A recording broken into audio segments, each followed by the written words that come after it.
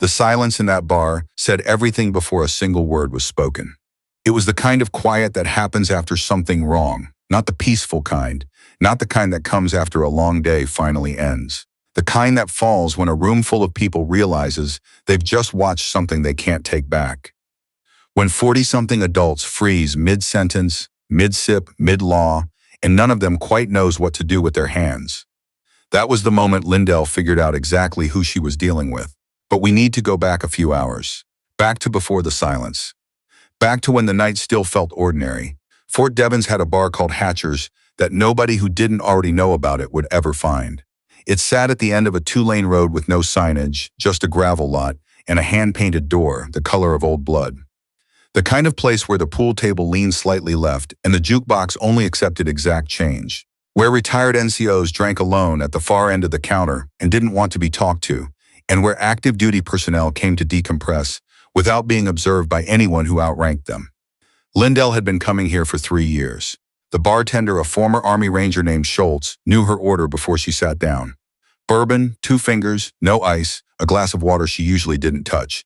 She always took the same stool, second from the left back to the wall, clean sightline to both exits. She wasn't paranoid, she was trained. There was a difference, and Schultz understood it, and that was why they got along.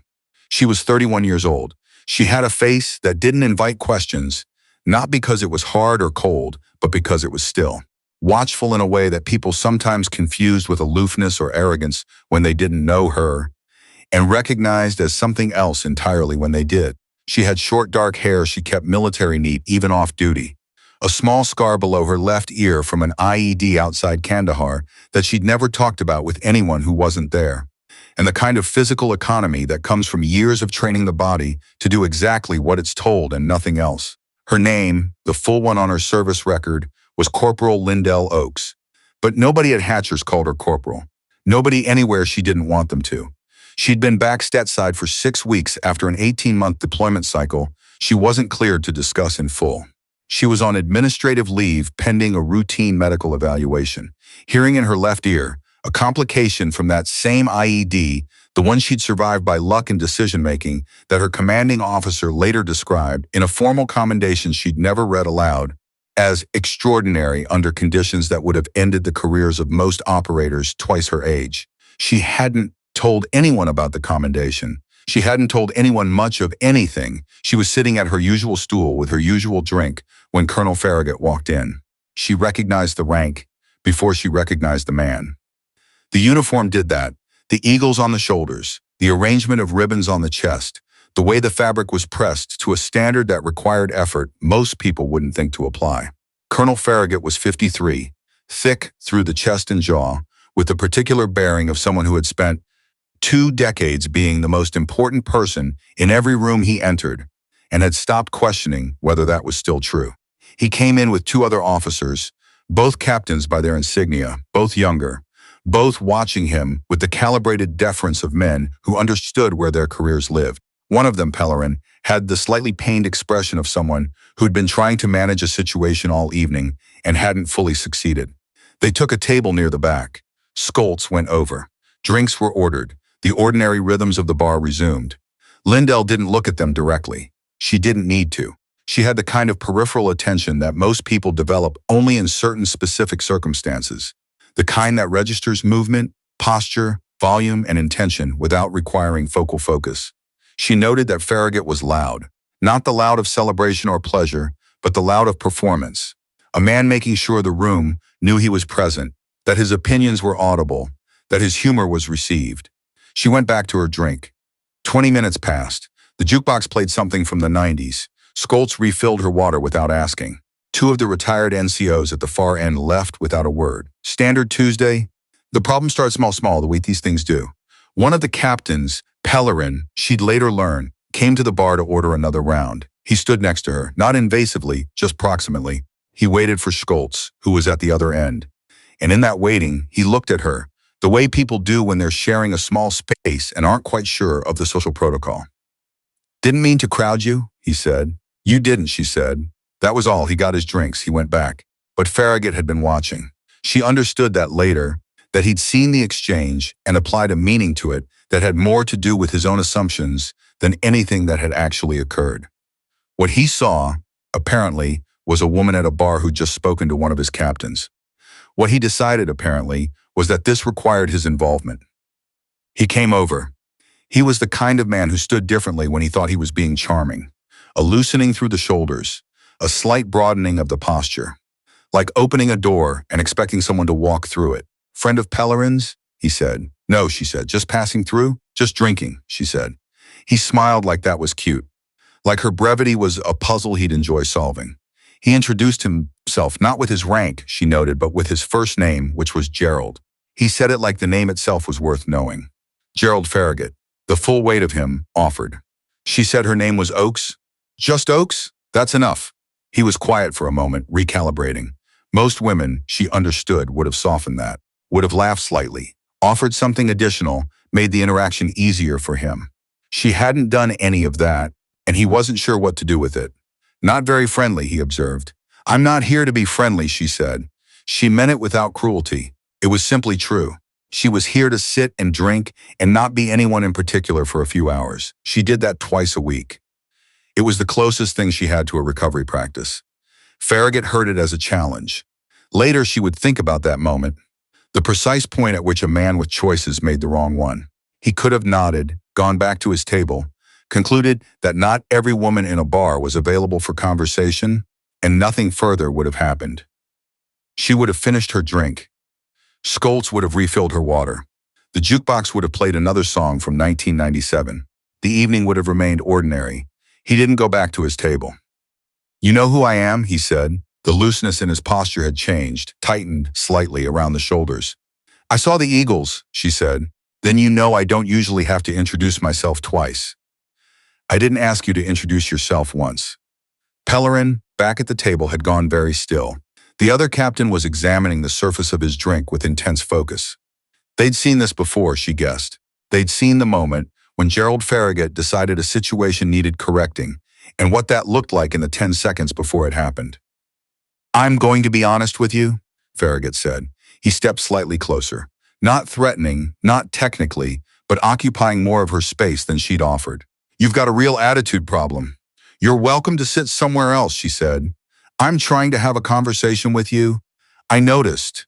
"Then why are you being—" "I'm being exactly as friendly as I want to be," she said. "You're confusing that with attitude." He stared at her for a moment.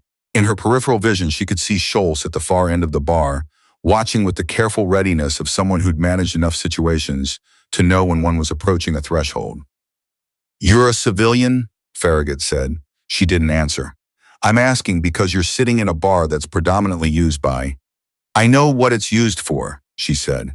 "Then you know the kind of people who come here." "I do," she said. "That's why I'm surprised by you."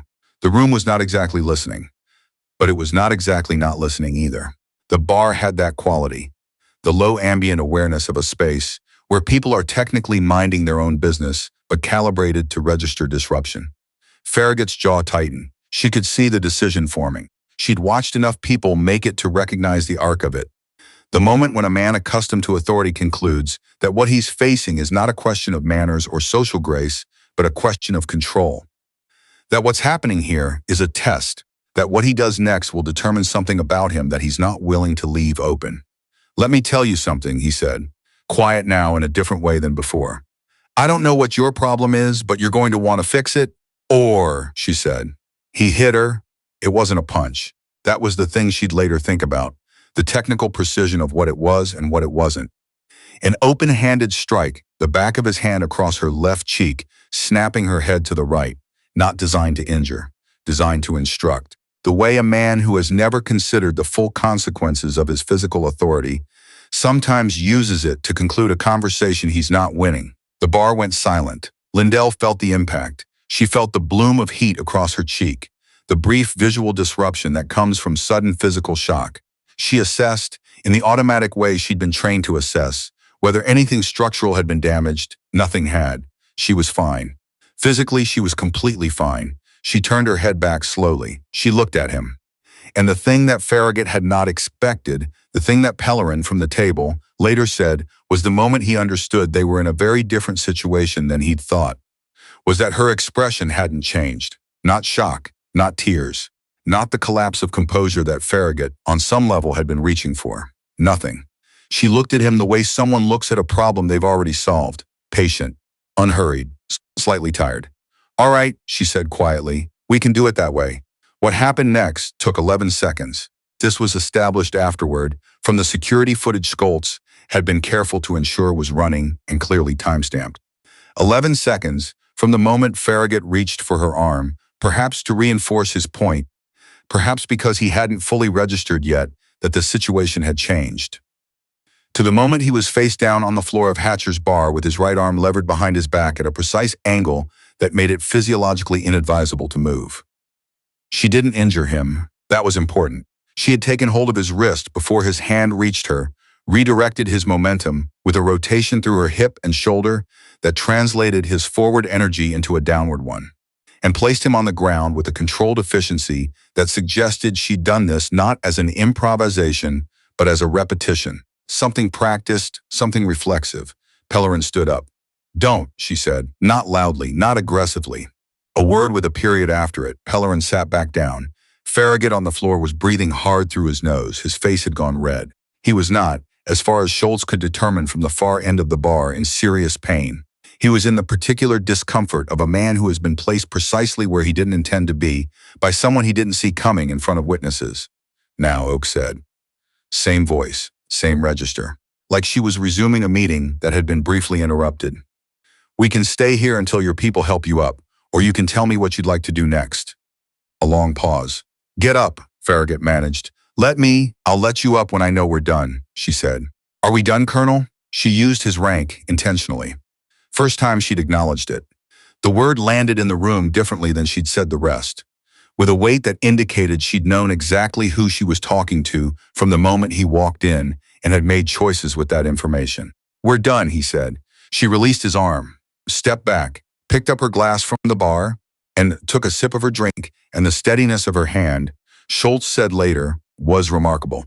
Not because she was performing. He'd been watching her hands long enough to know what performance looked like. She was simply steady. Her nervous system was not in the place Farragut's was. It hadn't been at any point in the last 11 seconds. Pellerin came forward and helped Farragut to his feet. The second captain did not move. Farragut straightened his uniform with small, tight movements that communicated volumes about what was happening behind his eyes. "You want to tell me who the hell you are?" he said. "You asked me that already," she said. "I told you. Oakes." "That's not Corporal Oakes," she said. "Currently on medical leave, 7th Special Forces Group." The bar, which had been very still, remained very still. But there was a different quality to the stillness now, the kind that happens when a room recalibrates. Farragut stared at her. "Special Forces," he said. "Combat Controller," she said.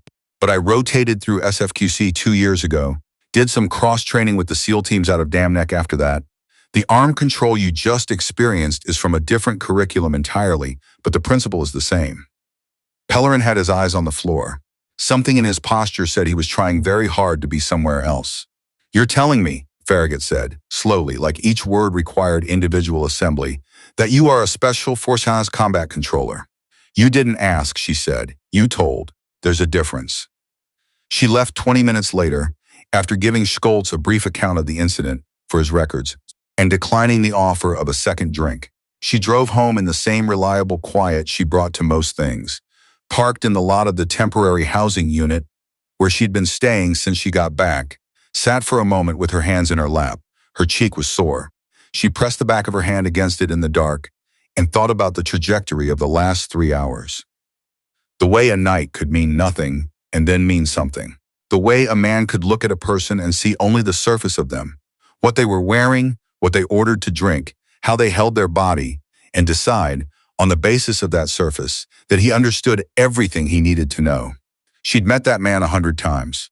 She'd met him in training cadres who told her the course wasn't designed for women, and then watched her finish in the top tier. She'd met him in forward operating bases where she'd had to demonstrate her qualifications twice, sometimes 3 times, before being accorded the automatic credibility her male counterparts received on day 1. She'd met him in briefing rooms and on flight lines and in operating theaters and on the ground, in places she still couldn't name in an unclassified conversation. She was not angry. That was the thing she thought about in the car. She examined herself the way she'd been trained to examine a situation, with honesty, without the narrative overlay that emotion could put on events, and found that what she felt wasn't anger. It was something older and quieter, a kind of tired that was also underneath it, a kind of resolve. She'd never stopped having to prove it. She'd probably never stop. And she'd decided somewhere in the middle of her second deployment that the proving wasn't the point, that the work was the point, the mission, the people alongside her, the thing being protected, and that the men who required proof were simply a condition of the landscape, like altitude or temperature. You prepared for them, you adjusted, you kept moving. That didn't mean she was going to let one of them put a hand on her. The formal complaint was filed by Pellerin. She hadn't filed it herself, hadn't intended to. She'd planned to write up a brief account for her own record and let the matter sit. But Pellerin, it turned out, had been waiting for 2 years for a reason to put something in writing about Gerald Farragut. And what had happened at Hatcher's bar on a Tuesday night gave him the kind of documented, witnessed, timestamp specificity that complaints require. He came to her temporary quarters the following morning and knocked on her door and explained, standing in the hallway, with his cover under his arm, that he was sorry, that he should have intervened sooner, that he had watched Farragut's behavior in the field, in meetings, in situations not unlike the one she'd experienced, for longer than was comfortable to admit. "You don't need to apologize for him," she said. "I'm not," Pellerin said. "I'm apologizing for me." She thought about that for a moment. "All right," she said. "Come in." They sat at her small kitchen table, and she made coffee, the automatic kind, not good, and Pellerin told her what he'd witnessed over 2 years of service under Farragut's command. The pattern of behavior, the specific incidents, the other people, not just women, though those patterns were their own particular category, who had been on the receiving end of his certainty that his authority was total and his judgment was beyond question. She listened without interrupting. She'd been trained to listen too. "He hit you," Pellerin said. "A colonel hit an NCO in a public establishment. There's no way to make that acceptable, no matter who she is, or who he is," she said. "Or who he is," he agreed. She filed a supplementary account. The security footage from Hatcher's was formally requested and obtained. The investigation was opened, not by the command she'd recently returned from, but by an inspector general's office operating at a level that precluded Farragut from applying the leverage of his position to the review process. She didn't attend most of the proceedings. They didn't require her. The footage and the accounts and Pellerin's 2 years of documented observations were sufficient. 4 months later, she was back from medical clearance, full operational status. Her hearing had recovered, not to 100%, but to the threshold required, which was close enough and farther than the initial prognosis had suggested. Her evaluating physician, a lieutenant colonel named Baird, who had served as a flight surgeon and had seen enough operators to know what this particular kind of physical resilience looked like, cleared her with a handshake and a comment that she didn't need to pretend he hadn't noticed. She'd been reading the audiogram upside down from across his desk. "Old habit," she said. "Good habit," he said. She received her return orders 2 weeks later. A new rotation, a different theater, a joint task force, operating under a command structure she'd worked with before and trusted in the ways that mattered. The briefing packet arrived sealed, and she took it to the small table in her quarters and read it carefully, twice the way she read everything. On the morning she deployed, Schultz called her. She didn't know how he'd gotten her number and didn't ask. Schultz had a quality she'd always appreciated, which was knowing exactly what information was and wasn't his to pursue. "Heard it went well," he said. "Where'd you hear that?" "Pellerin comes in sometimes," he said. "Not as often as you, but it went okay," she said. "Farragut's out," Schultz said. "Early retirement, didn't contest it." She was quiet for a moment. She was standing by the window, watching the parking lot, her bag already packed, and by the door. The morning was gray. A hawk was sitting on the far light pole, watching something in the grass below with the complete unhurried attention of something that knows it will eventually see what it's waiting for. "You all right?" "Yeah," she said. "I'm good. You want me to hold your stool?" he asked, and she could hear in it the particular dry warmth of a man who showed care by not overstating it, that he already planned to. "Second from the left," she said. "Back to the wall," he said. "I know." She picked up her bag. She looked at the hawk on the light pole. It still hadn't moved. She walked out the door.